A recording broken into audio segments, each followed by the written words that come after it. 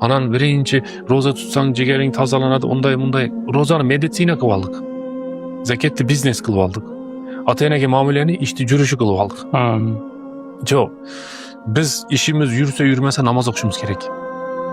Molimiz yonib ketadimi, yonmaydimi, bormi, yo'qmi, zakat berishimiz kerak.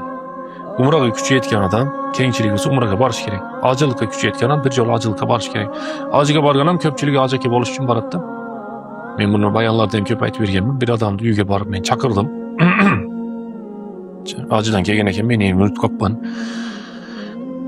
Palonchi aka deb o'sha odamni borib chaqirsam chiqib menga birinchi aytgan so'zi men palonchi emasman dedi. Desam palonchi hoji akaman men dedi. Akasi nima ekan? Regaliya bor. Jami nima bor ekan bu chaqda? Hoji degan bir so'z bor ekan men tushundim, biroq qayra bir o'zidan eshitib qo'yayin deb nima deyishim kerak desam palonchi hoji aka deysiz. Bo'l dedim.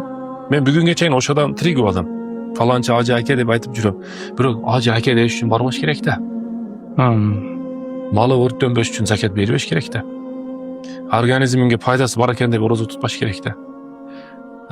İşlerin yaxshi yurishayotgan deb namoz o'qish kerak-da. Nimaga namoz o'qiymiz? Alloh buyurganiga. Nimaga roza tutamiz? Alloh taolo buyurdi. Nimaga biz zakat beramiz? Boy bo'ldik, Alloh taolo buyurdi.